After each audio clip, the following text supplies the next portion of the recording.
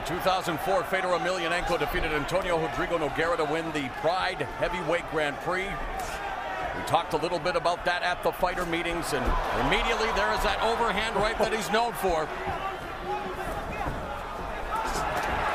Fedor, wow. Vicious. He's coming out swinging for the fences. Silva's got to move his head more and keep that right hand up real high when he throws that jab.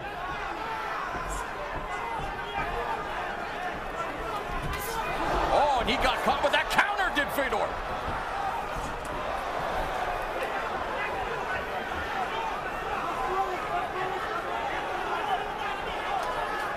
Fedor keeps that left hand real low, and it's deceptive because you can't tell he's going to throw it, and he lifts it up in uppercut or hooking fashion. Look at the size difference in the hands of Antonio Silva and Fedor Emelianenko. Silva, a little tentative. Fedor, great at making adjustments on the fly, Frank. Yeah, fantastic. And he just countered that sort of grip in that position on the cage where he doesn't want to be.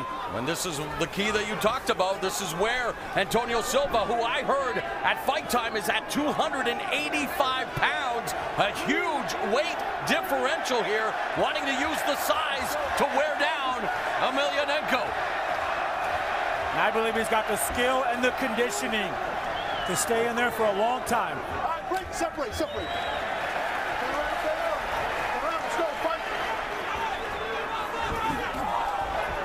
Overhand right, left uppercut by Fedor. But the one thing that's a little worrisome to me about Fedor is he's not setting up that overhand right.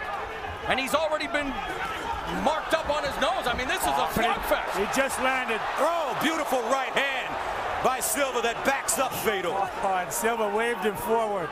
I'm surprised. Emelianenko's hands are very low here, Frank. Too low. They're too low, but he's used them in the past to lure people in because you can't tell where they're coming from. It's a great deceptive ploy, but it leaves his head open for that long jab. But how many times can you risk fate? He's Fedor. He can do anything he wants.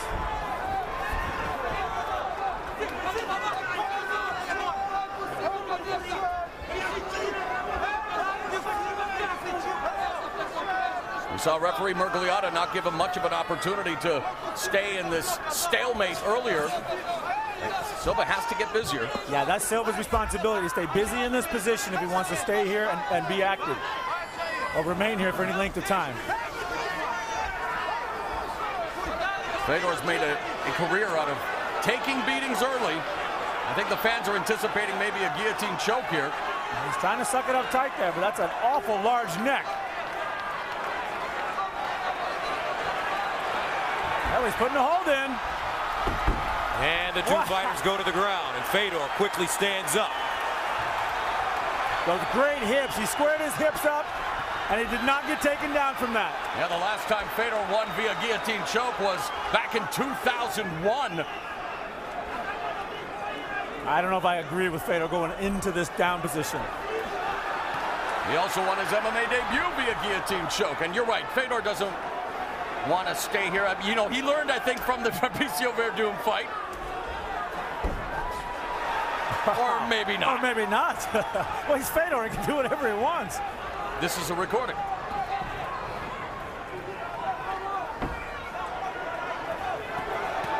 Grounded pound by Fedor. Of course, oh, wow. Looking for the far side, Kimura. Against the BJJ black belt. Nice escape by Silva. 50 seconds remaining in the first round. Yeah, great pace to this opening round. What a fight we're seeing here between Silva and Fedor Emelianenko. Blood coming out of the nose of Fedor. He took a big straight right as soon as his back hit the cage just a second ago.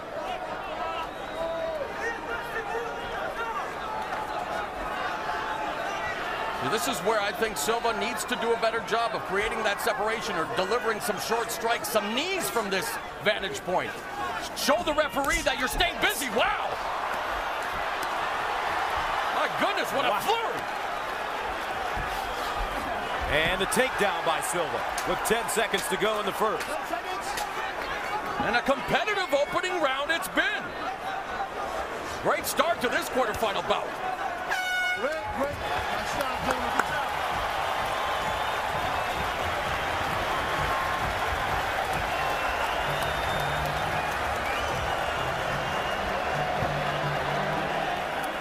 A lot of bombs being landed in the first round. Yeah, they wasted no time here. Fedor with just a massive upper hook. And Silva with that extra reach. He popped that right hand a few times, and it backed up. Fedor, look at Silva, wave him on, and they're just marching forward. And I don't like the way Fedor's got his back on the cage because he's taking shots there. He's a smaller guy. He needs to stay a little more mobile. He took that one right on the chin, and he's staying a little too close, in my opinion, to Big Silva. Alistair Overeem, the Strikeforce heavyweight champion, cage side looking on. He'll fight Fabricio Werdum in his first fight. It's off Dexter, I think. I think I saw that kid on Dexter. I think so.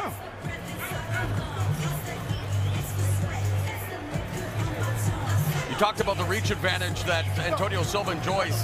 7.5-inch reach advantage, huge size advantage as well. Are you ready?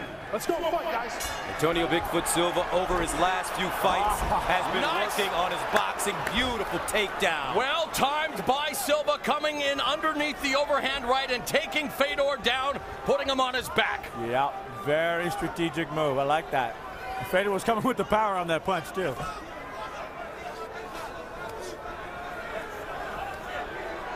I think a lot of people underestimated. I know the odds were something like 5.5 to 1, Fedor being the favorite. I mean, Antonio Silva is a BJJ black belt, a formidable striker, and again, size does play a factor. Fedor Emelianenko, for all of his strengths and all of his prowess, is an undersized heavyweight. He's finding that out in this fight. And Silva's doing a good job of continually pressing through that guard and trying to advance his position. You can see his left leg hooked on the leg there of Fedor. He's opening up his legs and he's just marching forward. Grandmaster in Sambo, self-defense without weapons, loosely translated from Russia. The crowd, of course, a huge Russian contingent, Gus, chanting the Fedor name. In the first round, they stood for 3 minutes and 55 seconds and were on the ground for 1 minute and 5. And now, Silva passing, getting to side control. North-south now, and this could be dangerous for Fedor Emelianenko. Switches to the other side. Wow, knee on belly. There's Silva very comfortable here. And he mounted him easily. Emelianenko, what I was worried about. And these aren't hammer fists, these are sledgehammer fists, and he's got his back. Oh, he stretched him out there. Fedor's got to get his back to the mat again. He's going to have to avoid the blows to do it. We've seen Fedor Emelianenko in trouble before, going back to his Pride days against Kazuki Fujita. And the energy it takes to roll over like that and push through Silva's weight, that's going to fatigue him out. He's going for the choke.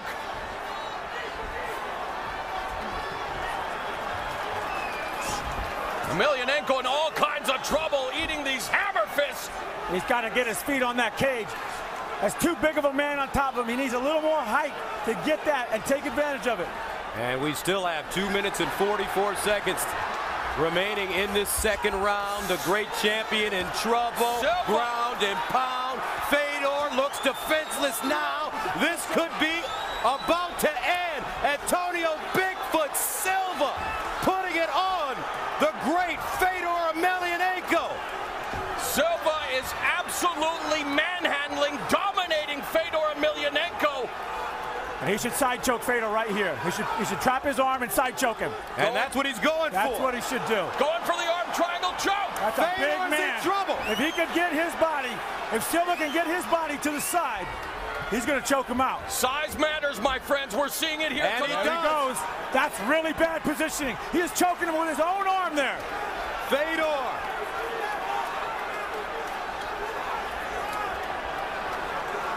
That's a bad The spot. crowd is sitting on pins and needles. They're stunned at what they're seeing. Silva's got to get that arm a little further across his face. And Fedor turns out of it. Wow. The crowd explodes here in New Jersey. A nice escape by Fedor, but how much energy has he expended? This has been a round dominated by Antonio Silva. And Emelianenko exhausted, hanging on for dear life with 1 minute and 20 to go in the second round. Scheduled for 3 5-minute rounds. This is the Strikeforce Grand Prix heavyweight tournament upon showtime. Antonio Bigfoot Silva said he needed to beat a legend, to become a legend, and right now he's in good shape with a minute to go. How did you score the first round, Frank? Because it was very competitive. This one obviously belongs to Antonio Silva. Yeah, I would have, I don't know about the first round. I might have given it to Fedor, but this one is all Silva. Is there an argument for a 10-8 round because of the near submission? Could be. What's hard to tell is to fight out of a choke is a tremendous movement. Oh, knee bar! He's in a knee bar. Now that knee's just below his groin, so it's not exactly on it, but that's gotta hurt. 26 seconds to go. Emelianenko's eyes swollen. And Emelianenko's gonna go for a leg lock. He's going for a Sambo leg lock. The Grand Master in Sambo. Not affecting Silva at all. He's going to try to break the Bigfoot. 6 seconds. Nope. Not at all. He'll just wait. What a round. Dominant round by Antonio Silva.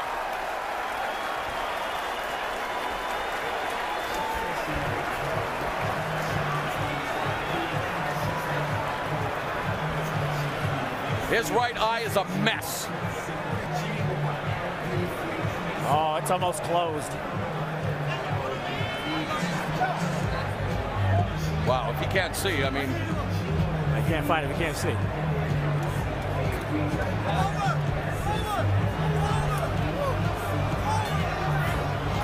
Referee Emelianenko has waved off the fight. They're stopping the fight. They've stopped Wow, it. they have stopped it. They've stopped this fight. Antonio Silva has won. Unbelievable. Don't let him, don't let him. This is a stunning turn of events. Fedor doesn't know.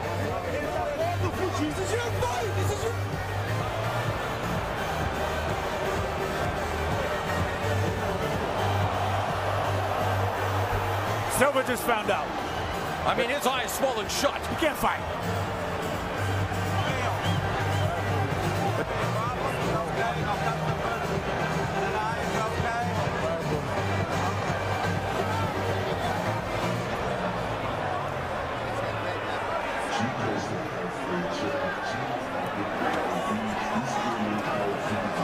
There seems to be confusion in the cage. I saw referee Emelianenko wave it off.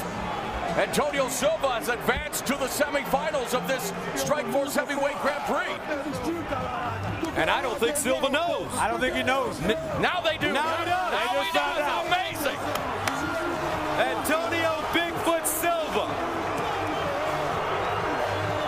A huge win, and Gus, you said it best. In order to become a legend, you have to defeat one, and he put a beating on Fedor Emelianenko. Wow.